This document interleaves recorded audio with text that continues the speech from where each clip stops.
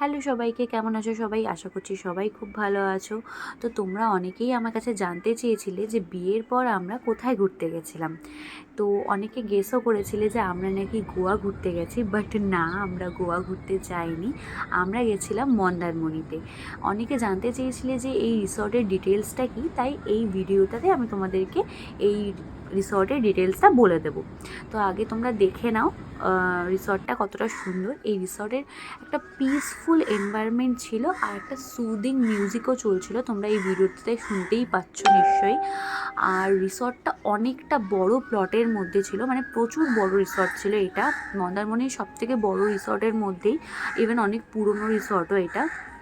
আর এই রিসর্টটার প্রাইভেট একটা বিচও আছে, মানে তোমরা বিচে বেরোলেই জাস্ট সমুদ্র দেখতে পারবে, খুব সুন্দর।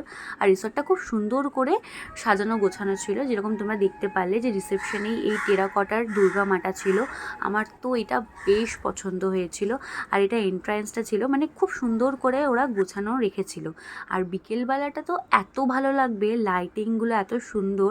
এখানে ছোটো ছোটো হাট করা ছিল, তোমরা এখানে ইভিনিং স্ন্যাক্স গল্প টল্প করার জন্য আসতে পারো। বেশ সুন্দর, বেশ সুন্দর, তোমরা নিজেরাই দেখতে পাচ্ছ।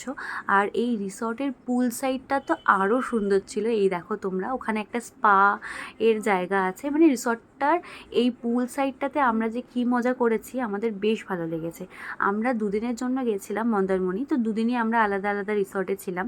তো এই রিসর্টটার নাম হচ্ছে সানা বিচ রিসর্ট। আর এই রিসর্টে আমাদের ব্রেকফাস্ট বাফেটও ছিল। তো এখানকার ফুড কোয়ালিটি তো আমাদের বেশ ভালো লেগেছে, ফুড সবই ভালো ছিল। ব্রেকফাস্ট বাফেটে যা যা ছিল অনেক কিছুই তোমরা দেখতে পাচ্ছ এই ভিডিওটাতে।